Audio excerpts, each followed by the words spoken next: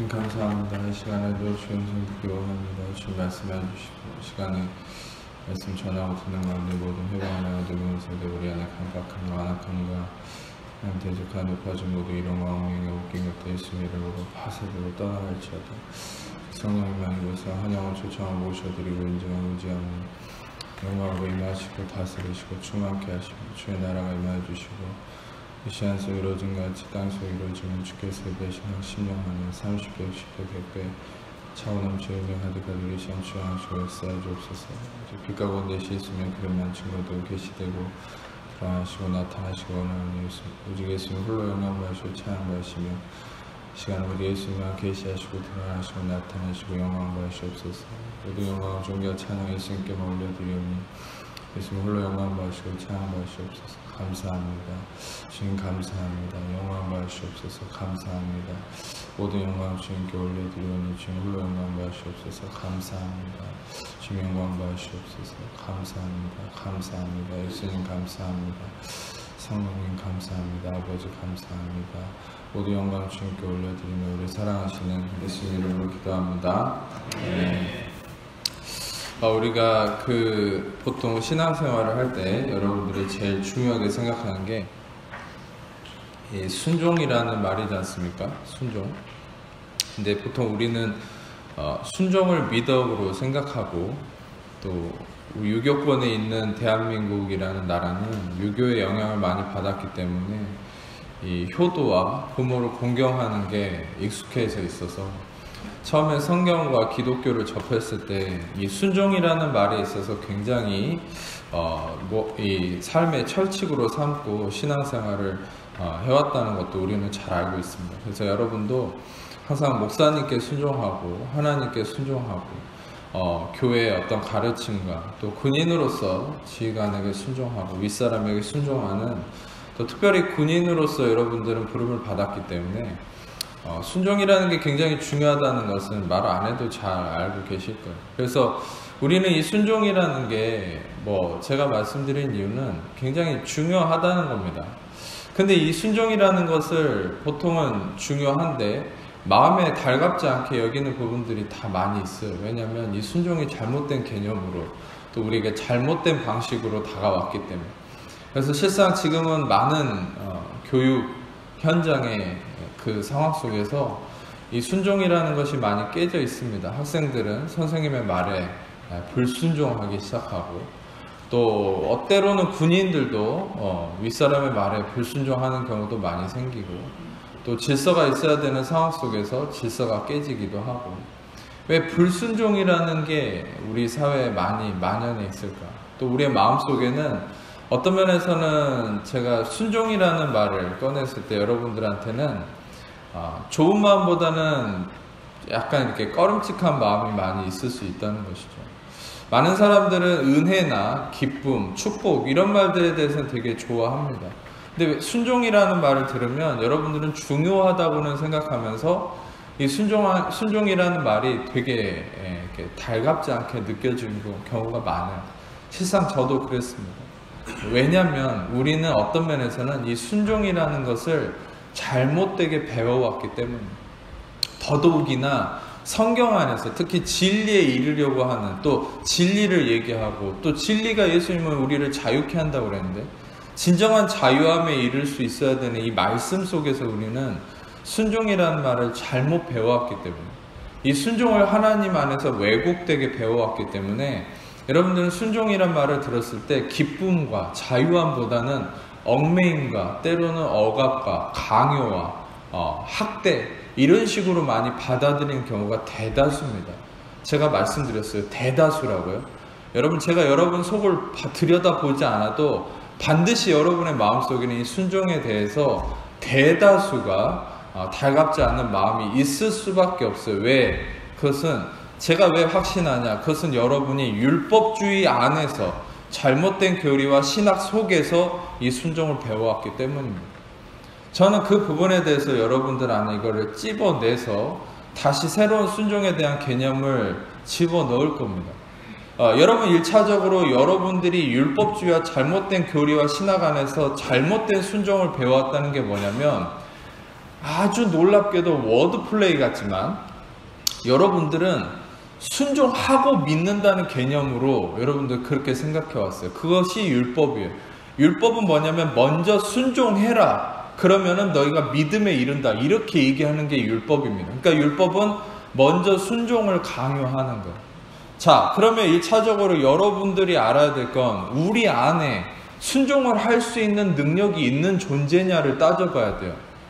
율법의 기능이 뭐라고 했어요? 로마서 5장 20절도 얘기했고, 로마서는 모든 과정 속에서 얘기하지만 특히 로마서, 갈라디아서, 에베소서와 같이 바울이 기독교 교리의 핵심으로 썼던 서신서 안에서는 이 율법의 기능을 뭐라고 얘기했죠? 율법이 온 것은 범죄를 더하게 하려 합니다. 율법은 모든 사람을 죄 아래 가두었다. 왜 율법을 하나님이 주셨느냐? 여러분이 그것을 지켜서 의에 이르라고 하신 게 아니죠. 갈라디아서 3장 10절에서는 분명하게 얘기하고 있습니다. 무릇 율법 행위에 속한 자는 저주 아래 있나니, 축복 아래 있다고 하지 않았어요. 율법 행위에 속한 자는, 내가 율법의 행위라는 말은 헬라어로 에르곤이란 말인데, 에르곤은 업적이란 말입니다.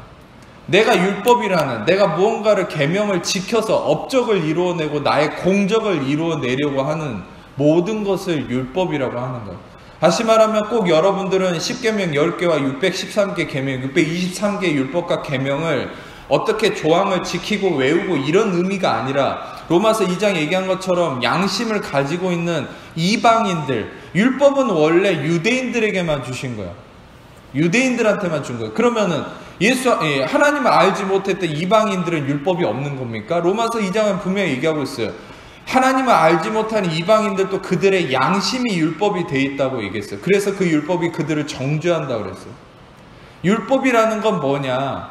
내가 행위의 주체가 돼서 나의 어떠한 행위로서 내가 업적과 공적을 이루어내려고 하는 모든 것을 율법의 행위라고 얘기하는 거예요. 율법의 업적. 노모스 엘곤. 다시 말하면 율법의 행위, 율법의 업적이 뭡니까?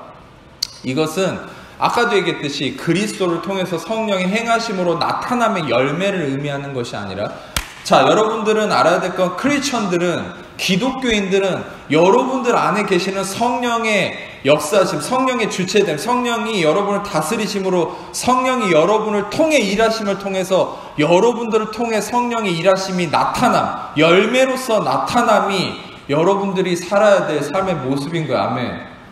그러니까 그것이 요한복음 15장에서 얘기했던 나는 포도나무 너희는 가지니 너희가 나를 떠나서는 아무것도 할 수 없다. 가지, 너희는 가지인데 가지가 나무에서 벗어나면 버려지고 짓밟힐 뿐이고 열매를 맺을 수 없다. 아멘. 생각해 보세요. 가지가 나무가 되려고 하고 가지가 나무 없이 스스로 열매 맺으려고 하는 모든 행태가 율법의 행위라는 거예요. 그게 율법의 업적. 율법 행위에 속한 자는 저주 아래 있나니, 무릇 기록된 바 율법책에 기록된 모든 일을 항상 행하지 않는 자는 저주 아래. 분명히 얘기하는 바는, 여러분, 우리는 우리 안에서 우리의 행위로 할 수 있는 것이 없고, 중요한 건 하나님이 율법을 주셨을 때 너희가 율법을 지켜서 의로워지라고 준 것이 아니라 이 율법을 지킬 수 없음을 알아라라고 주신 거예요. 실상. 왜냐하면 아담 때부터 인간은 자기 업적을 이루려고 해왔기 때문에. 그것을 깨트려야 되거든요. 인간은 끊임없이 하나님에게 이르려고 했어요. 자기의 업적을 이루려고 했어요. 자기의 성취와 경건성과 자기의 어떠함을 이루어서 증명하려고 해왔어요. 그게 인간의 실존이고 인간의 완악함이에요. 하나님은 그걸 깨트려야 돼요. 그러니까 율법을 주신 거예요. 율법을 주신 이유는 범죄를 더하게 하려 합니다. 여러분들, 율법은 여러분들을 지켜서 의롭게 되기 위함을 위해서 주신 것이 아니라고 그랬죠. 다시 말하면 여러분, 이 율법은 순종할 수 없는 자에게 순종하라고 강조한 거예요. 자, 애초부터 인간은 순종해왔습니까? 아담은 하나님께 불순종했습니다. 인간은 순종할 수 있는 어떤 힘도 능력도 없습니다. 아멘. 이걸 인정하셔야 돼요. 여러분이 이걸 인정함으로부터 시작하셔야 돼요. 내가 순종할 수 있는 사람이다. 나는 순종할 수 있다. 내 힘으로 순종해보겠다. 그게 인간의 실패의 지름길. 여러분이 아셔야 될 건 인간은 순종할 수 없는 자이기 때문에 하나님이 순종에 대한 율법을 주신 거예요. 왜? 순종할 수 없다는 걸 깨달으라는 거예요. 그 실존을 깨달으라는 거예요. 레위기에서 뭐라 했습니까? 너희는 거룩하라. 나 야훼 하나님이 거룩하다. 왜 거룩하라라고 했을까요? 인간은 거룩하지 못하기 때문에. 인간은 거룩하지 못하기 때문에 거룩하라라고 명령하는 건 거룩하지 못한 걸 깨달으라는 거야. 아멘. 십계명을 주워 들고 부모를 공경하라 했을 때 내가 부모를 공경할 수 없다는 걸 인정하라 그 말이야. 살인하지 말라 했을 때 왜 살인하지 말라고 하느냐면 내가 살인자라는 걸 깨달으라 그 말이에요. 간음하지 말라 했을 때 왜 간음하지 말라고 하는 거냐면 당신 자신이 간음했다는 걸 깨달으라 그 말이에요. 아니라고 눈 가리고 아웅하고 나는 아닌 것처럼 위선 떨지 말고 당신이 도둑놈이라는 걸 깨달으라 그 말이에요. 할렐루야. 그래야만 여러분이 그리스도의 의에 이르를 수 있다. 왜 내 의에 사로잡혀서 나는 도둑질하지 아니하였고 나는 살인하지 아니하였고 나는 토색하고 간음하지 아니하였다. 그러고서 자랑하고 기도했던 게 시장 어귀에 서 있던 바리새인들 아닙니까? 예수님이 그 자들에게 뭐라고 했습니까? 이 독사의 자식들아, 너희들은 다 너희들도 지옥문에 들어갈 거면서 왜 다 모든 하나님의 백성들을 지옥으로 끌고 가려고 하냐고. 여러분 생각해 보세요. 그 바리새인과 서기관들은 여러분이 생각할 때 눈으로 봤을 때 완전히 경건하고 거룩한 사람들이었어요. 그들은 겉으로는 살인, 도둑질, 간음 그 어떤 것도 행하지 않았어요. 그들은 선행을 행했어요. 겉으로는. 도둑놈, 강도라고 일컬었던 가룟 유다를 보세요.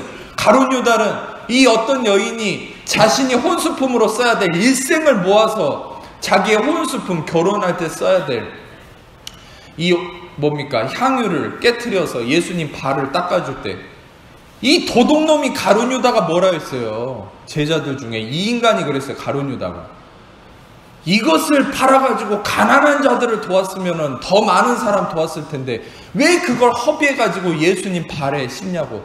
우리는 여러분이 예수님이 어떤 분인지 아니까 그렇게 얘기 못하죠.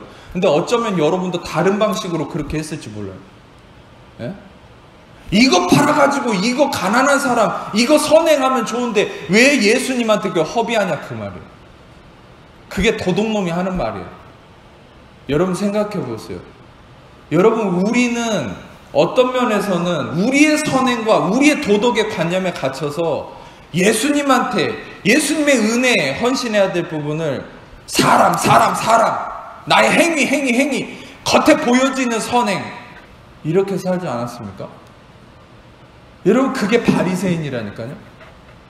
바리새인들을 보세요.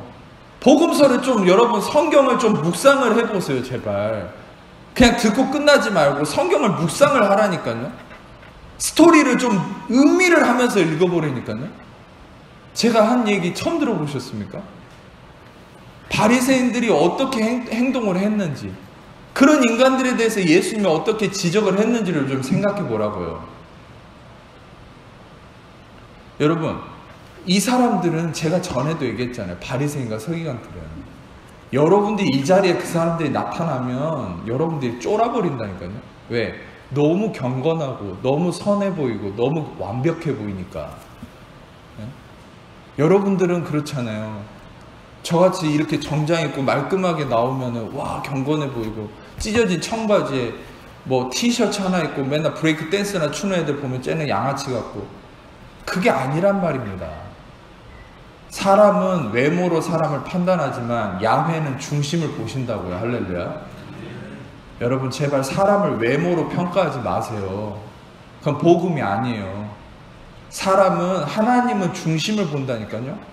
여러분도 중심을 보는 훈련을 해야죠. 아멘. 외모로 평가하니까 바리새인들한테 다 속는 거예요. 바리새인들한테 정죄당하고. 그러니까 예수님이 뭐라 했습니까?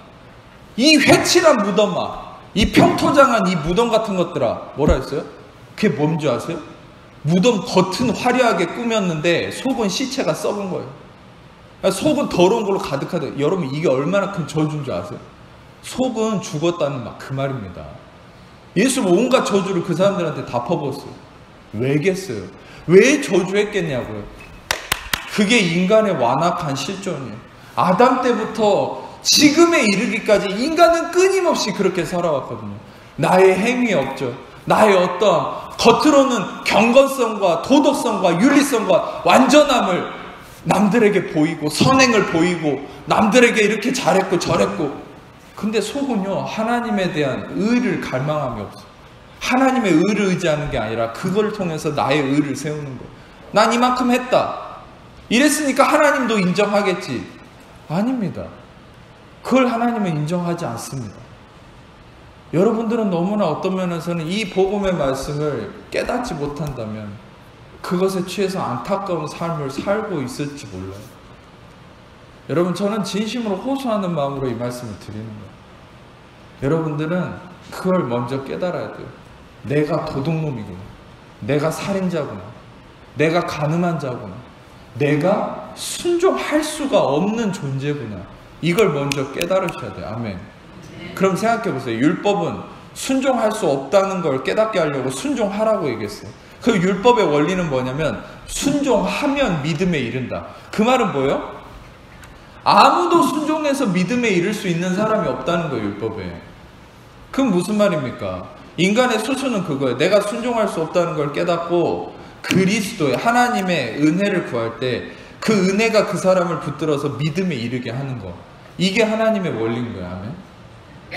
자, 그런데 이제 신약에 와서, 그것도 기독교의 핵심적인 교리서 중에 교리서라고 하는, 복음 중에 복음이라고 하는 이 책 로마서 안에서 바울은 제가 특별히 1장과 마지막 장을 얘기한 게 있어요. 너무 놀랍죠? 1장에서도 똑같은 말로써 강조하고 마지막 장에서도 똑같은 말로 강조하고 있어요. 그게 뭡니까? 1장에서 보면은, 스크린에 띄워주세요. 2절을 보면은 이 복음은 하나님이 선지자들을 통하여 그의 아들에 관하여서 성경에 미리 약속하신 것이다.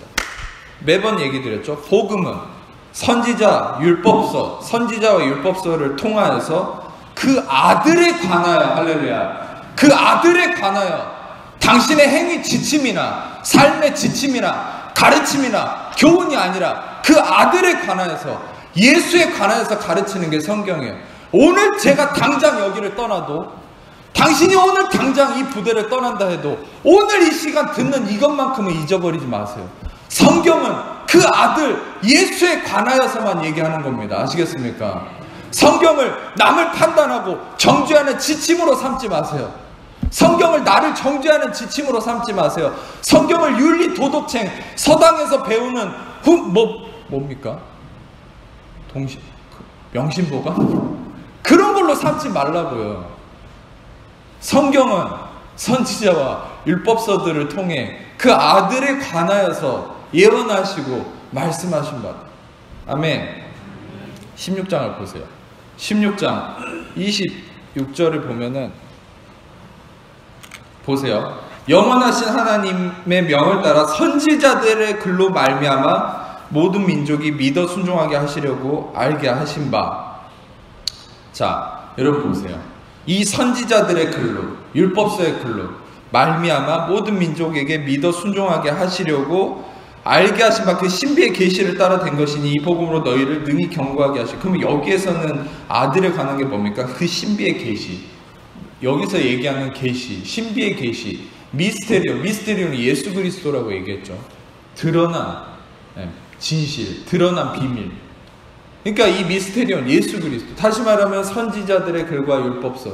누가복음 24장에 엠마오로 가는 두 제자에게 예수님께서 그들에게 선지자들의 글과 율법서에 나타난 예수님 자신에 관한 모든 것을 나누었을 때 그들의 가슴이 뜨거워졌죠. 할렐루야.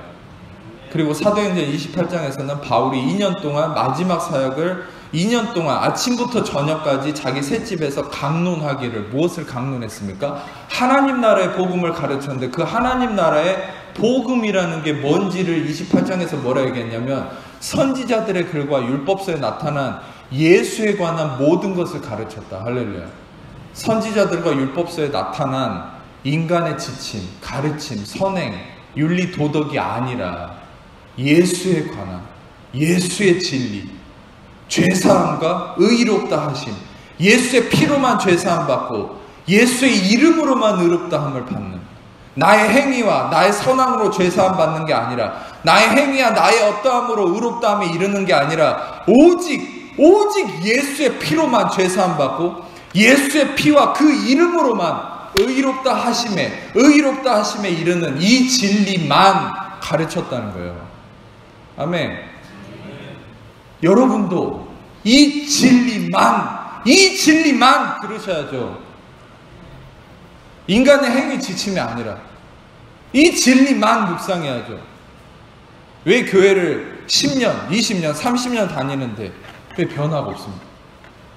왜 교회를 그냥 사회생활 하듯이 다니십니까? 교회가 인간관계 하는 곳입니까? 군인 성도들은 교회가 윗사람들한테 잘 보이려고 다니는 곳입니까? 예? 교회가 무슨 진급하기 위한 도움의 발판입니까? 교회가? 아니잖아요. 교회는 여러분이 예수의 생명을 듣고 먹으려고 온 곳이죠. 아멘. 저 전에도 얘기했잖아요. 안식일에 대해서. 예수님이 안식일에 대한 비유를 쓸 때 이상하게 다윗에 대한 얘기를 하시죠. 다윗이 안식일날 성막에 가서 성막에 있는 진설병을 먹었다. 이 얘기를 예수님이 왜 하셨을까요? 안식일이 어떤 날인지를 알려주시는 거예요. 진설병은 성막에 있는 떡인데 이건 예수님의 몸을 의미하는 거예요. 다윗은 안식일날 예수님의 몸을 먹었다. 너희들도 안식일날 예수님을 먹어야 된다. 할렐루야. 당신은 예수님을 먹으러 온 거지 일하려고 온 게 아니에요. 교회에 선행하려고 온 게 아니에요. 예수님 먹으러 온 거예요. 예수님 잘 받아 먹어야죠. 할렐루야. 여러분 눈에 사람이 보여서는 되겠습니까? 여러분 눈에 누가 보여서 되겠습니까? 예수님만 보여야지. 이 말씀만을 갈망해야지. 말씀 맛있게 먹었으면 다 됐어요. 할렐루야. 그거 외에는 없다고요. 여러분들, 그래서 여러분들은 지금 저한테 듣고 있는 이 말씀들이 지금 오늘 말씀을 전하려고 하는 이제 밑거름이 되는 거예요. 자, 근데 아까 1장에서 얘기했듯이 이게 이제 핵심은 아니었는데, 자, 1장을 다시 돌아가서 보면 1장 5절에 보면은, 자, 5절 한번 읽어보겠습니다. 시작.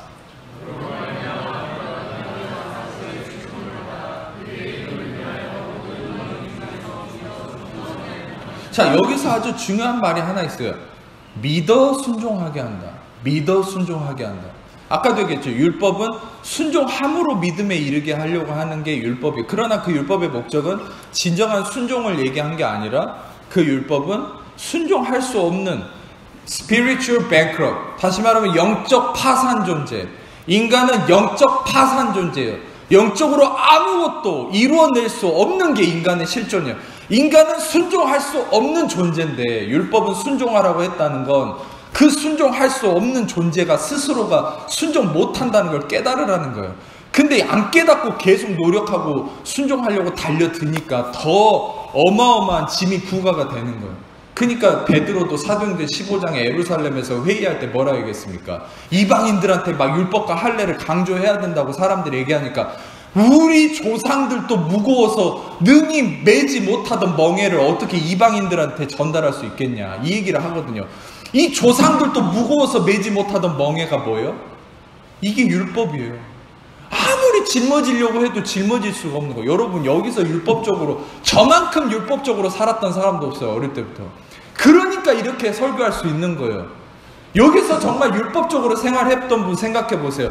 율법을 지키고 노력해가지고 된 게 뭐가 있는가? 이루어진 거 있습니까? 아무것도 없어요. 오히려 인생이 더 퇴보할 뿐이지.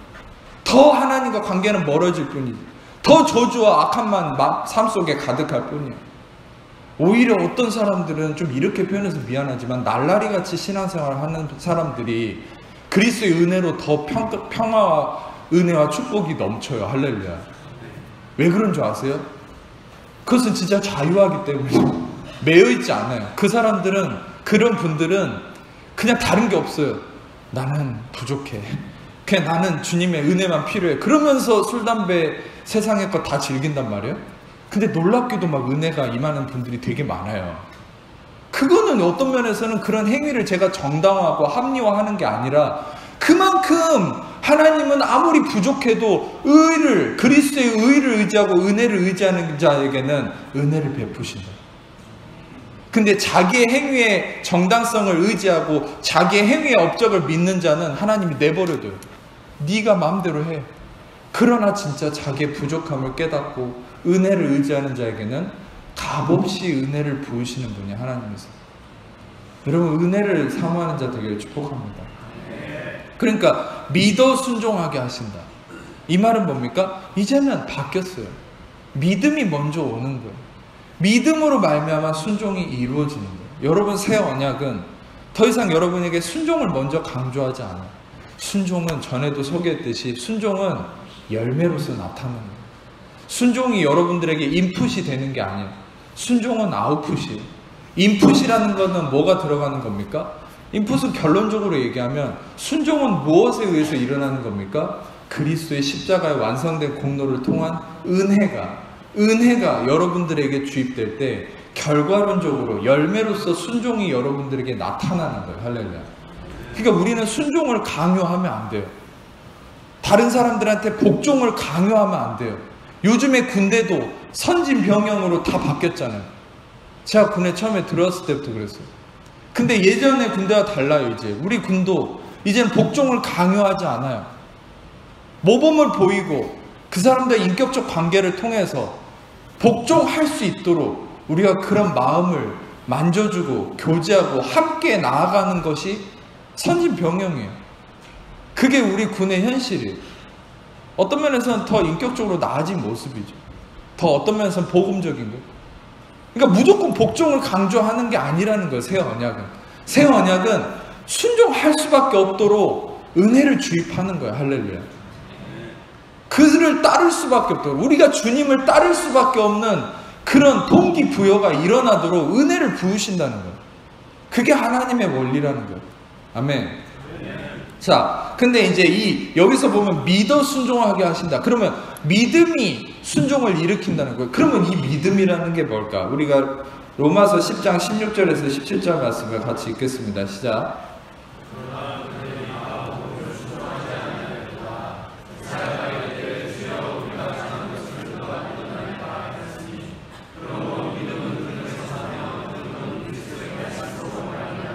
자, 여러분들이 17절은 잘 아실 겁니다. 믿음은 들음에서 납니다. 자, 그러면 순종을 이루기 위해서는, 우리가 새 언약 안에서 온전한 순종이 나타나기 위해서는 믿음이 먼저 주입돼야 돼요.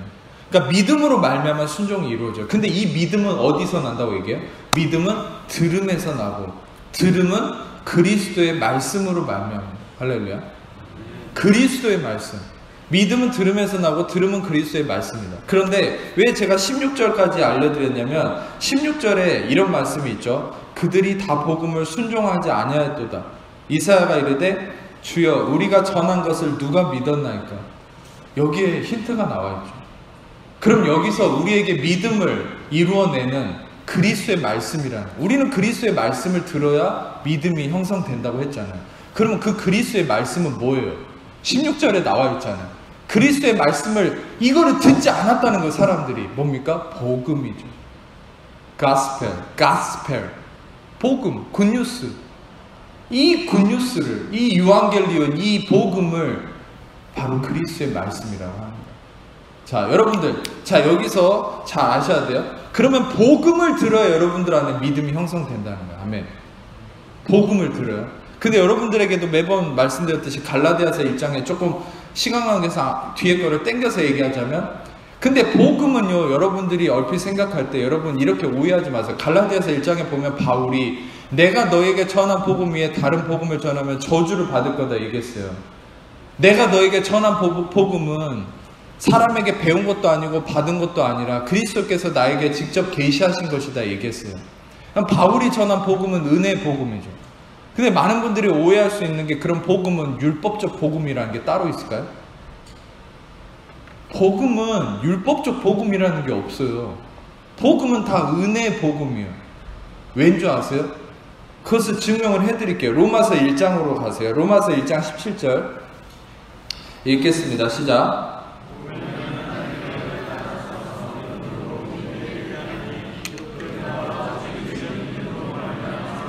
이 말씀을 꼭 외우세요. 메모를 해놓고. 왜냐하면 이 말씀은 종교개혁자 루터가 이 말씀 때문에 회심한 거예요.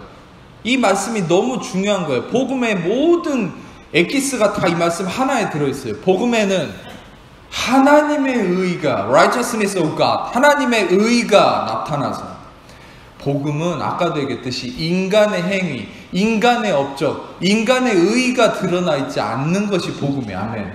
만약에 여러분들이 설교를 들을 때 목사님들이나 어떤 설교자가, 스피처가 거기에 설교에다가 인간의 업적과 행위를 무진장 강요한다면 그 사람 복음을 얘기하는 게 아니에요. 그냥 뭐 교육하는 거지.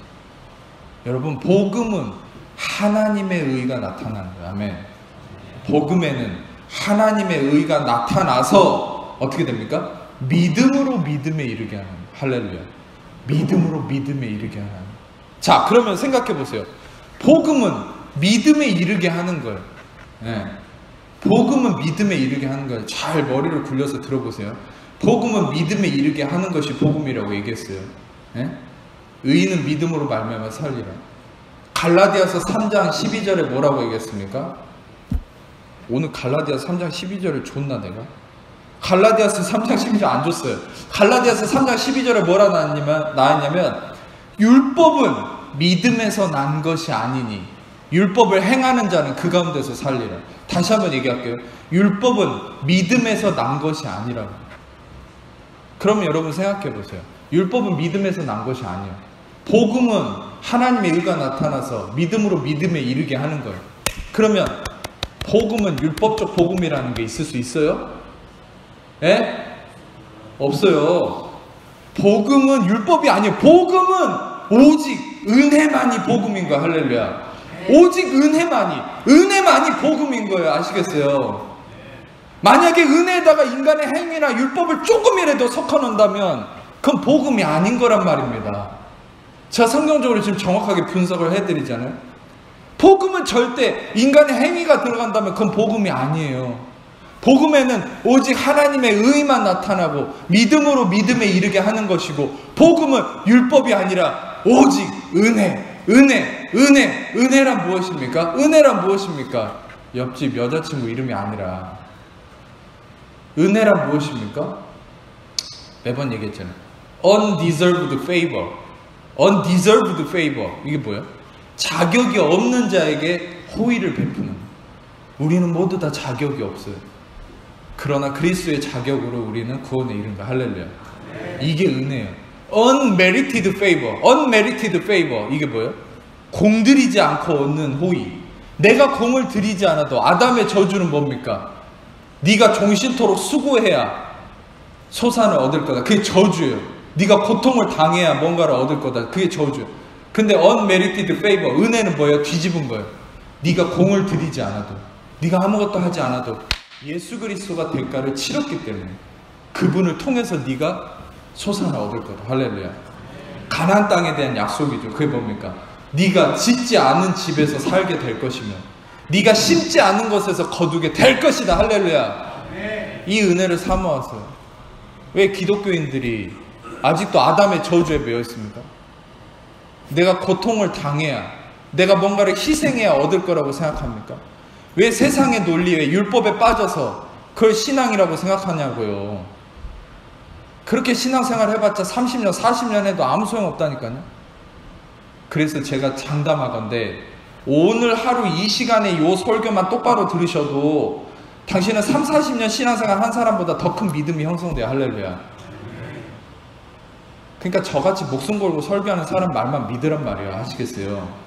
예? 저는 얘기했잖아요. 눈에 뵈는 게 없는 사람이라고. 예? 제가 내려가서의 모습과 강단에서의 모습이 다르잖아요. 전 목숨 걸고 설교하는 거예요. 매 순간. 예? 그러니까 여러분들 제 말만 믿어요. 예? 여러분 제 말이 아니죠. 엄밀히 얘기하면. 제 안에 성령께서 말씀의 기준으로 하신 말씀이니까. 여러분 무엇입니까? 여러분 중요한 것은 복음은 율법적 복음이라는 게 없어요. 오직 은혜의 진리, 그것만이 복음인 거예요.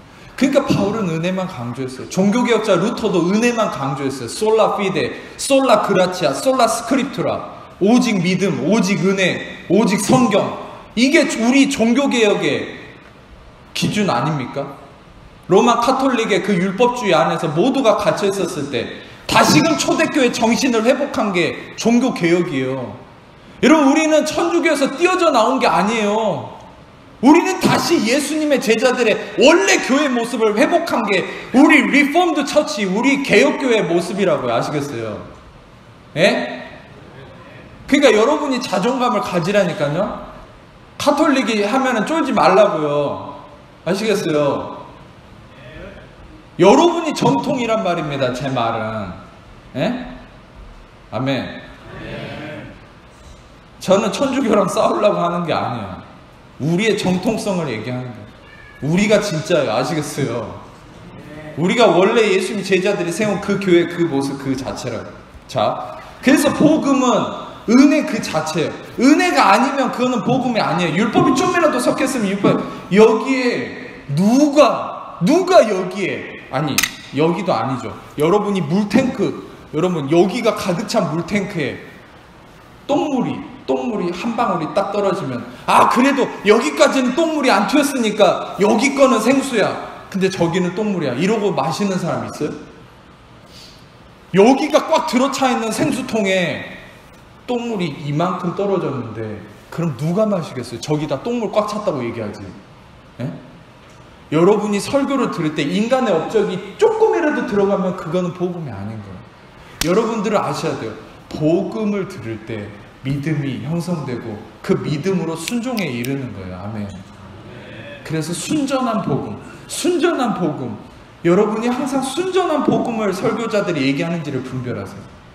이재반이가 여러분들에게 영원히 옆에서 설교할 수 없어요. 예? 영원히 제 설교만 들을 수 없어요. 제가 교회 저기 하면은 제 교회를 다닐 거 아니면, 예?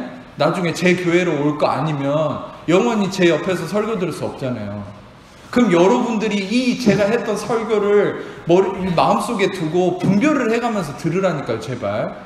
목사님들이 콩으로 매주를 쓰면 다 그냥 그대로 믿지 말고. 아시겠습니까? 예? 목사님들도 헛소리들을 많이 하니까, 예? 목사님들이 얘기한다고 다 콩으로 매주를 쓰는데 다 믿지 마세요. 복음을 얘기할 때만 믿으라고요. 아시겠어요? 아멘. 자, 시간이 넘어갔는데 오늘은 조금만 더 얘기를 할게요. 그래서 자, 이 복음은 아까도 얘기했죠. 믿음을 형성하고 이 복음의 믿음으로 우리는 순종에 이르게 된다. 계속 얘기했지만 참고적으로 좀 말씀을 보겠습니다. 사도행전 13장 48절에서 39절 스크린으로만 좀 보셨으면 좋겠어요. 이 복음이라는 게 뭐냐? 아까도 설명했지만 또 중요한 핵심이 이겁니다. 복음은 뭐냐? 이 사람을 힘입어 죄사함을 너에게 전하는 거죠. 예수의 피로 죄사함을 받는 거. 그리고 39절에 모세의 율법으로는 의롭다함을 얻지 못하던 모든 일에 그 이름으로 이 사람을 힘입어 믿는 자마다 예수를 믿는 자마다 의롭다 하심을 얻는다. 할렐루야. 이게 복음의 말씀, 이게 그리스도의 말씀이에요. 이게 하나님의 의가 나타나는 진리라는 거죠. 죄사함과 의롭다함. 아까 기도해 주신 집사님이 너무나 훌륭하게 기도를 잘해 주셨어요. 두 가지가 중요한 거예요. 죄사함과 의롭다함. 죄사함과 의롭다함. 따라해보세요. 죄사함과 의롭다함. 이게 있어야 돼요. 항상 복음. 이 두 가지가 여러분들 안에 늘 묵상이 되어져야만 여러분의 믿음이 확신케 되는 거예요. 고린도후서 5장 21절 스크린만 보세요. 하나님이 매번 말씀드렸잖아요. 하나님 죄를 알지도 못하신 이를 우리를 대신하여 죄로 삼으신 것은 우리로 하여금 그 안에서 하나님의 의가 되게 하려 하십니다. 우리가 하나님의 의가 된 것은 나의 업적이 아닙니다. 아멘. 그리스도의 죄가 되심으로, 전가의 의미예요. 구약에서도 성막에 죄인이 자기의 죄를 대신할 흠도 없고 점도 없는 제물을 가지고 와서 그 제물에게 안수를 하면 그 안수할 때 그 죄인의 죄가 그 제물에게 전가, 임퓨테이션, 전가가 일어나고 그 제물의 순전함이, 죄 없음이 죄인에게 옮아지는 거예요. 그래서 그 제물은, 그 양이나 소나 그 제물은 주인의 죄를 짊어지고 내장이 떠지고 피를 쏟고 태워져서 심판을 받고 그 주인의 죄가 속량이 이루어진다. 할렐루야. 이게 그림자로서의, 십자가의 그림자로서의 성막의 모습이죠. 그러니까 죄값은 전가로 치러지는 거지 여러분의 어떠함으로 이루어지는 것이 아니에요. 여러분의 선행이나 여러분의 어떠함으로 죄값이 치러지는 게 아니라 오직 예수의 피에, 예수의 고통에, 죽으심에, 공로로만 이루어진다. 할렐루야. 피 흘림이 없으면 사함이 없다. 죄의 삭은 사망이다. 그래서 예수님이 피를 흘리신 거죠. 물과 피를 다 쏟으신 거죠. 왜 물과 피가 나왔습니까? 여담이지만 창을 위에서 아래로 찔렀는데 그 창끝이 예수님의 심낭층을, 심장의 심낭층을, 물이 고여있는 곳이 있는데 심낭층을 찌르니까 그 심장에 물이 피랑 같이 쏟아지는 거예요. 예수님은 우리의 모든 걸 위해서 심장까지 찔리셨죠. 예수님의 심장까지 찔렸다는 게 뭐예요? 여기서 심장이 문제가 있는 분, 당신의 심장이 나았습니다. 할렐루야. 지금 이 말씀을 할 때 이걸 들으세요. 믿음으로. 당신의 심장이 나았습니다. 아멘. 지금 성령께서 예언적으로 주셔서 말씀을 드리는 거예요. 자, 갈라디아서 3장 5절에서 5절하고 8절은 자, 이런 스크린만 보세요. 너에게, 자, 갈라디아서 3장 5절에서 이렇게 얘기했어요. 너에게 성령을 주시고 너희 가운데서 능력을 행하시는 이의 일이 율법의 행위에서냐 혹은 믿음에서냐. 여기서 율법의 행위는 제가 아까 설명했죠. 노모스 엘본, 율법의 업적으로냐. 그러니까 당신이 뭔가 업적을 이룬 것이 그게 성령의 능력을 나타내는 게 아니라는 거예요. 성령의 행하심과 모든 것은 바로 듣고 믿음에서, 할렐루야, 듣고 믿음에서. 여러분들이 지금 이 복음의 말씀을 듣고 믿음이 형성되는 사람들은 여러분 안에서 성령이 역사하십니다. 아멘. 그러니까 듣고 믿음을 형성하라는 거예요. 8절에 하나님이 이방을 믿음으로 말미암아 의로 정하실 것을 성경이 미리 알고 먼저 아브라함에게 복음을 전하. 아, 놀랍죠? 여러분, 아브라함이 복음을 들었단 말입니다. 시간이 너무 촉박하네요. 이래서 제가 군교에서 말씀을 전하는 게 너무 힘이 듭니다. 시간 맞추고. 자, 일단은 조금만 더 하겠습니다. 자, 여러분, 듣고 이 아브라함이 들었다는 거예요. 복음을 아브라함이 들었어요. 여러분 생각해 보세요. 아브라함이 여러분 복음 들었단 말 처음 들어보셨죠? 아브라함 구약이고 복음은 신약에서 나오는데 구약에 있던 인물인 아브라함이 복음을 들었다고 갈라디아서 3장 8절에 얘기하면 그러면은 복음을 들었단 말이잖아요. 그러면 아브라함이 무슨 복음을 들었을까요? 자, 여러분, 복음을 전하되 모든 이방인이 너로 말미암아 복을 받으리라. 자, 창세기 22장입니다. 자, 창세기 22장에 보면 시간 관계상 읽지는 않을게요. 그 아브라함이 아들을 바친 사건이 나옵니다. 창세기 22장에. 자, 여러분, 분명한 사실은 갈라디아 3장 8절에 아브라함이 복음을 들었다고 얘기를 해요. 아까도 얘기했죠. 복음을 듣는 자는 믿음이 형성되고 그 믿음으로 순종하게 된다고. 여러분, 우리는 보통 자, 아브라함의 순종이 아브라함이 훌륭해서 순종했다고 생각하는 경우가 있잖아요.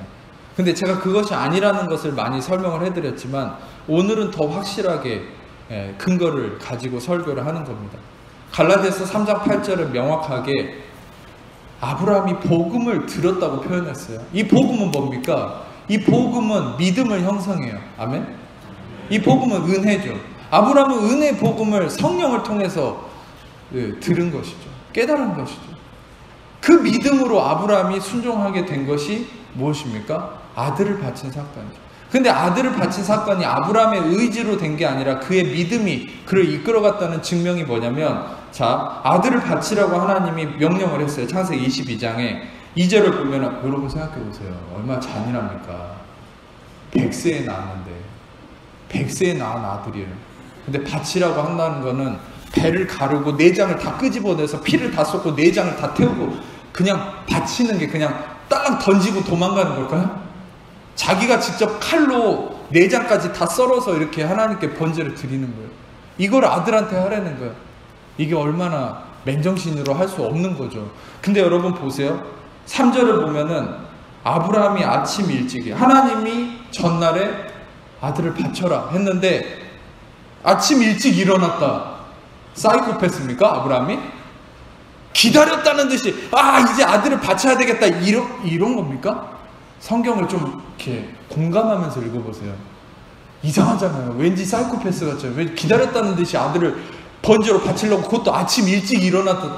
이게 말이 됩니까? 이거는 바로 아브라함이 한 게 아니라는 거예요. 아브라함이 한 게 아니라 아브라함이 복음을 듣고 그 복음이 아브라함을 움직여서 순종케 하는 거예요. 아멘. 그리고 그 증거를 얘기했죠. 아침 일찍, 히브리어 원어로는 아침 일찍 일어나, 일찍 일어나, 샤캄이라는 히브리어를 얘기했죠. 피엘 동사에다가 사역 동사라고 그랬죠. 사역. 피엘 용법, 미안합니다. 피엘 동사에다가 히필 용법. 히필 용법과 피엘 동사는 뭐냐면, 조금만 설명해 드릴 거예요. 히필 용법과 피엘 동사는 뭐냐면, 이거는 주체가 내가 아니에요. 타인이 주체예요. 그것도 강조법이에요. 강조법은 뭐냐? 히트는 때리다인데 강조법은 스매시예요. 히트가 아니라 스매시라고요. 그러니까 이 말은 뭐예요? 아침 일찍 일어나긴 일어났는데 엄청 일찍 일어났다는 거예요. 할렐루야. 그리고 내가 아니라 진짜 타인이 주장해서 일찍 일어나게 됐다는 거예요. 히브리어 원어로 연구를 해야 될 필요가 여기서 나오는 거예요. 아브라함이 일찍 일어난 건 자기 의지로 된 게 아니에요. 성령께서 그를 주장해서 일어나게 하신 거죠. 결국 아브라함의 순종은 누가 이룬 겁니까? 성령께서 하신 거예요. 그러면 아브라함이 그렇게 순종하게 된 배경은 무엇입니까? 갈라디아서 3장 8절을 근거로 복음을 들었기 때문에, 복음을 들어서 그 복음이 믿음으로 형성돼서 그 믿음이 아브라함을 순종에 이르게 했다. 할렐루야. 여러분이 순종하려고 노력하지 마세요. 복음을 들으면 그 복음이 믿음으로 형성돼서 은혜의 복음이 여러분을 순종하게 만듭니다. 진정한 순종이라는 게 남들 앞에서 열심히 선을 행하는 게 그게 순종일까요? 이것만 진짜 나누고 마칠게요. 미안합니다. 다음 주 저를 싫어해서 교회 안 나오면 저도 어쩔 수 없습니다만, 미안합니다만 이것까지는 설교하고 끝내야 될 것 같아요. 네. 여러분이 좀 늦어져도 여러분에게는 다시 들을 수 없는 말씀이 될 수 있어요. 그러니까 오늘이 마지막이란 마음으로 좀 들어보세요. 자, 여러분, 제가 방금 얘기했죠. 그러면 이 시점에 이르면, 그러면 복음을 잘 듣고 믿음이 형성돼서 또 열심히 순종하는 모습을 나타내야 되겠다 이렇게 생각할 수 있는데, 여러분들이 보통 생각하는 남들에게 선을 행하고 보여지는 그게 진짜 순종이 아니에요. 그 증거가 뭔지 아세요? 그 증거가 사무엘상 15장 22절. 사무엘상 15장 22절을 보세요. 눈으로만 보세요. 이거는 사무엘이 이런 얘기를 하죠. 여호와께서 번제와 다른 제사를 그의 목소리를 청종하는 것을 좋아하신 것 같이 좋아하시겠나이까? 순종이 제사보다 낫고 듣는 것이 소양의 기름보다. 이게 무슨 말이에요? 순종이 제사보다 낫다. 제사는 너무 중요한 거잖아요. 이 당시에 생명보다 더 중요한 거예요. 번제, 소제, 화목제, 속죄제, 속건제 5대 제사는 생명보다 더 중요한 거예요. 근데 순종이 제사보다 낫다. 근데 여기서 얘기하는 순종을 보통 저도 예전에 어렸을 때, 야 봐라, 여기서 순종이 얼마나 중요하다고 그랬냐, 제방아 너 순종해야지, 이렇게 제가 이제 강요를 받았었거든요. 근데 이 말씀을 연구하고 보니까 완전 아닌 거예요. 왜냐하면 여기 문맥적 배경을 보세요. 사무엘이 얘기한 순종이 어떤 개념이에요? 따르고 안 따르고의 순종일까요? 아니요. 여기서 실상 이 사울은 어떤 범죄를 저질렀냐면 아말렉이라는 나라와 전투를 했어요. 하나님의 도우심으로 아말렉을 이겼어요. 근데 하나님이 말씀을 하셨었어요. 아말렉하고 전투에서 이기면 그것들한테 빼앗은 거 다 죽이라고요. 다 없애버리라고요. 근데 사울이 머리를 썼어요. 뭔 머리를 썼어요? 아말렉한테서 빼앗은 것 중에 좋은 것을 빼가지고 그 좋은 것들을 하나님께 바치려고. 여러분, 의도가 얼마나 선해요. 얼마나 의도가 좋아요. 생각해 보세요. 여러분들은 의도가 좋으면 다 맞다고 생각하죠. 하나님 앞에서. 사울을 보세요. 의도가 얼마나 선해요. 근데 하나님은 다 죽이라고 그랬어요. 근데 다 빼가지고 전리품 중에 좋은 거, 양이나 소나 다 좋은 거, 이거 좋은 거 하나님한테 바쳐야지. 자, 여기서 문제는 뭐냐? 자기 기준에 좋은 거예요. 자기 기준에 좋은 거를 하나님께 바쳤는데 사무엘이 뭐냐면 너 하나님이 버렸어. 너 오늘 끝났어. 그러고서 다윗을 세워버렸잖아요, 하나님이. 그 순간 끝장난 거예요. 여러분 생각해보세요. 왜 이렇게 잔인합니까? 왜 사울을 세워놓고 이거 하나 안 지켰다고 끝장내버립니까? 여긴 비밀이 있는 거예요. 이 비밀을 모르면 하나님을 여러분이 왜곡하게 되는 거예요. 왜 하나님이 사울을 이 순간에 잘라버렸을까요? 그것은요, 하나님은 번제를 나올 때, 제사를 나올 때 하나님이 택한 제물만 가지고 나오라 그랬어요. 하나님이 택한 제물, 여기에 비밀이 있어요. 근데 사울은 자기가 택한 제물로 나아갔어요. 자기가 보기에 좋은 거, 그걸 가지고 나갔어요. 똑같은 인물이 누구예요? 가인은 자기가 보기에 좋은 땅의 소산으로 나갔는데 하나님 그를 버렸어요. 아벨은 아버지 어머니 아담과 하와가 이룬 대로 양의 피가 쏟아지는 피의 제물을 가지고 하나님이 택한 제물 예수 그리스도를 가지고 나갔기 때문에 하나님 받으신 거예요. 아멘. 하나님이 택한 제물은 오직 하나밖에 없어요. 우리를 위해 예비된 여러분들의 죄와 죄사함과 의롭다함을 이룬 십자가에서 죽으시고 부활하신 예수 그리스도 그분만이 택한 제물이. 아멘. 당신의 선행이나 경건성이나 당신의 경험이나 당신의 어떠한 지식이나 당신 자신이 택한 제물이 아니란 말이에요. 당신 안에 있는 예수 그리스도 그분만이 택한 제물이에요. 그것만을 가지고서 하나님께 나아가야 된다 그 말이에요. 그것만이 순종이라는 말이에요. 그것이 아니면 당신은 불순종하고 있는 거예요. 아무리 선을 행해도, 아무리 잘하고 살았다 해도 그것이 아니면 당신은 불순종한 거예요. 그러니까 사울을 잘라버린 거예요. 자기가 기준으로 택한 걸 가지고 나왔기 때문에. 여기 엄청난 영적 비밀이 있지 않습니까? 여러분, 하나님이 택한 제물 예수 그리스도만을 의지하고 그분을 나의 의로 삼을 때에만이 당신은 순종을 이루는 거예요. 그렇지 않고 아무리 백날 천날 선을 행하고 교회 봉사를 해도 당신은 불순종하고 있는 겁니다. 뭐 은사자들이 성령님이 원하시는 거 그게 아니야. 그런 게 순종이 아니에요. 그거는 진정한 순종은 여러분의 마음속에 예수 그리스도가 당신의 의가 되어 있고 예수 그리스도가 이루신 그것만을 의지하고 당신의 업적이 아니라 예수님이 십자가에서 이루신 그 진리만을 의지하고 사는지, 그것을 의지할 때 온전한 순종에 이룰 수 있다는 거예요. 참된 믿음의 순종은 무엇입니까? 예수 그리스도를 통한 그 믿음 안에서 여러분들의 삶에 나타나는 열매가 진정한 순종이라는 걸 믿습니다. 그런 순종의 은혜가 있기를 축복합니다. 기도하겠습니다.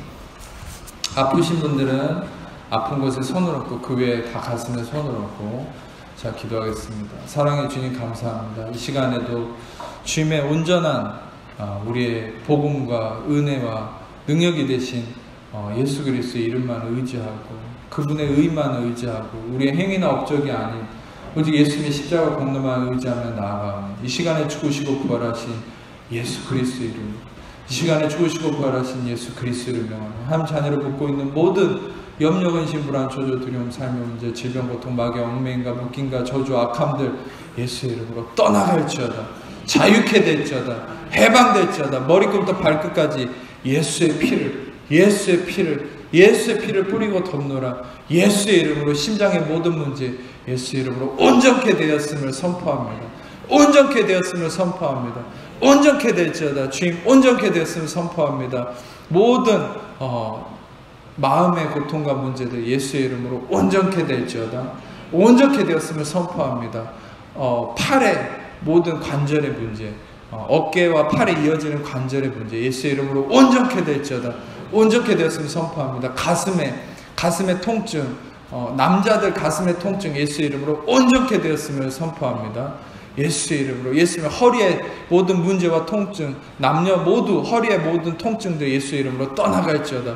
온전케 되었음을 선포합니다. 복부의 문제 복부의 장기의 모든 문제들 예수의 이름으로 온전케 될지어다. 온전케 되었음을 선포합니다.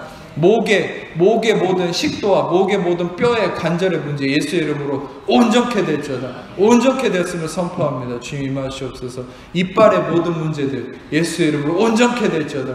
온전케 되었음을 선포합니다. 눈알의 문제 예수의 이름으로 온전케 될지어다. 온전케 되었음을 선포합니다. 귀의 이명 예수의 이름으로 떠나갈지어다. 예수의 이름으로 온전케 되었음을 선포합니다. 감사합니다. 코의 모든 문제들 예수의 이름으로 온전케 될지어다. 온전케 되었음을 선포합니다. 감사합니다. 모든 영광 주님께 올려드리며 우리 사랑하시는 예수님 이름으로 기도합니다. 아멘. 내게 있는